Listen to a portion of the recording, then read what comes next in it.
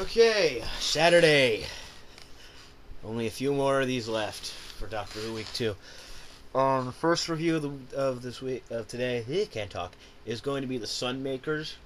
The Sunmakers was, if I'm right, this was Tom Baker's 4th season. The companion was Leela, and this was written by Robert Holmes. I have not covered a lot of Robert Holmes. At least not I haven't covered a big amount of Robert Holmes so far, which is strange because the guy's written some of the most memorable stuff. Well, okay, fine. I wrote one of his most. I reviewed Caves of Androzani, which is considered one of his best. Definitely agree. And that's the thing. I kind of consider him Moffat of the classic era in a lot of ways. He had the same position of power, and even before he wrote good stories, and he wrote good stories in that tenure. So there's a strong, sense of, okay, this is a big deal, and I don't want to fuck it up. But the thing about him is, it's easy to spot that he had a couple weaker stories. And that's where the Sunmakers comes in my opinion. Now, the Sunmakers has one basic part about the story that's hammered away throughout. Taxes are bad. High taxes are bad. Thank you. I would have not realized that from my parents pulling their hair out towards April every goddamn year. But whatever.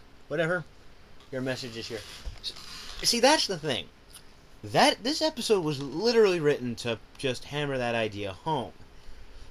But it's not just a constant shaking you and yelling out, "Taxes are bad!" It's a lot subtler and, well, actually really well done. For the most part, it's done like a satire about high taxes, where we live in a society where basically the taxes are too high, and you're only really allowed to work one job to even come close to actually paying for them. And hell, even after death, you're stuck paying. So that's the part. That's the thing about this, I have to say. It's a somewhat unsubtle parody. It's obvious what they're talking about. They outright say taxes. But to be fair, it's entertaining. Again, especially kind of now, depending on where you live and where you're from, it's not. It's kind of a timeless thing when you in certain ways. But in most cases, here's the thing. This is not one of the serious action drama sci-fi stories. See, here's why I think it's good, and a couple of Robert Holmes stories do excel at this. Stuff like this. Other good examples would be The Ark in Space. Take a very simple idea and roll with it. Sunmakers had one goal. A goal that Holmes eventually admitted he was selfish because he had some issues with taxes and some run-ins with paying BBC. It's confusing, and mostly it just comes from his rage. So, the story's not exactly easy to judge because it's just basically a joke, but it's just kind of going on to that. I mean, yeah, I could summarize it. There's this kind of empire that holds this planet. Hell, the title isn't exactly a big place. Here's the thing. The sun doesn't play a giant role in this, shockingly enough. The reason why it's called the Sunmakers is it's because basically if you're a worker, you're stuck underground. You'll never see the sun. They really play with the idea of how mesmerizing it is to have a flashlight, creating light. That's the thing. It's dark down there, they don't know what the sun is. The rich people get to have all the sun they want. That's the point of the title. It's not hammered because I was kind of forgetting about it throughout this entire 4-parter story. Performances, well, okay, main cast are doing great. Baker's just going on with the story, reacting with Leela and the supporting cast pretty well. the supporting the supporting cast for the protagonist is mostly summed up of crazy people who are rebels, and this one guy who we focus on, who just kind of shows you how these people do suffer,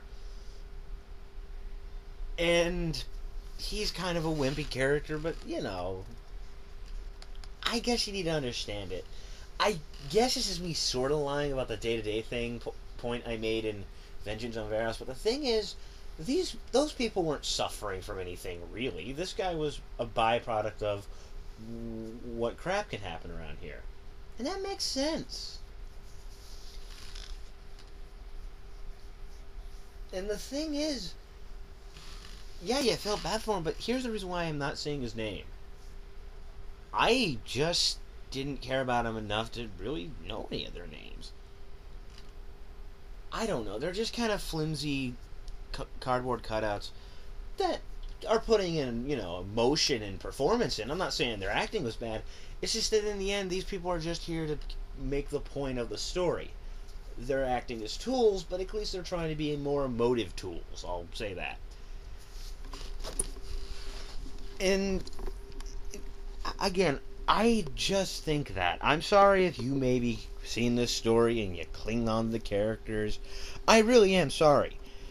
But that's my feeling on it. I really do think they just were there to basically... Okay, here's my point. They're playing the story straight. They're not doing anything goofy. They're not underperforming. They're not overperforming it. They're doing it at the right pitch.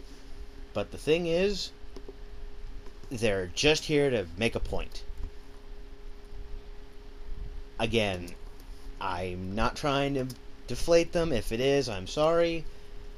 But I just don't think they were giant, vibrant characters. They were just normal kind of people who have to suffer through the pain of taxes.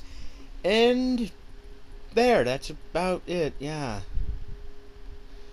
The villains, however, are a little more memorable because, well, there's something there with them.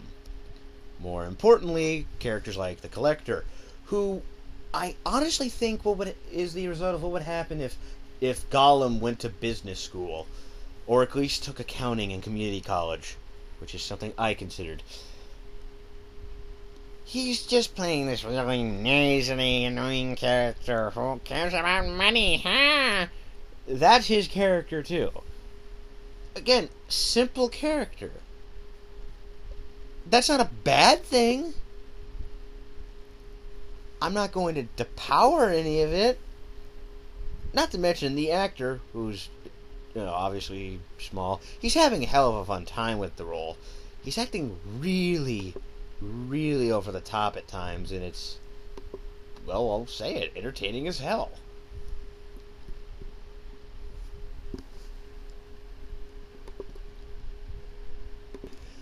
In terms of villains, the other memorable part was Gatherer Hade, who is an official who worked for the company in this place called Megropolis 1 on Pluto. Yes, that's right. I just realized I did not state any of those things before. It's on Pluto, which there's even an offhand line saying that was declassified as a... You know what would have made this better? Is if they actually, coincidentally drove a giant point home that this planet's too small to be classified as a planet because, well, Pluto's current status, that would have been funny. Oh well. Yes, this is Pluto in the future, and he's dressed like he basically emerged from some sort of Aztec play. That was kind of semi-intentional. The ones in power have this very exotic dress, but the thing is, it's really funny when you look at the sets for this story. There are a lot of grays. The only thing sadder than the fact that the sets look really brown and gray is that the guns that anyone's using in this story are obviously made of cardboard. I am not fucking joking. And technically, I guess that in a way speaks to the cheapness. I'm not saying it was intentionally. Hell, even in the behind-the-scenes feature on the DVD, they mentioned it was unintentional, but it actually... but it actually, in a way, showed the desolence of it again. Yeah, lack of budget. Essentially, if you just set your world in a post-apocalyptic future every time, lack of budget actually goes a longer way than you think. Huh. So, my final thought on it is it's a good story. It's fun, but it's really, really simple. The characters are, all the actors are acting, but the thing is, they're not really characters. There's tools for the most part, except for the villains. The villains are going over the top so much, it's kind of fun. So, it's watchable, but I wouldn't put it on the top of a list anywhere.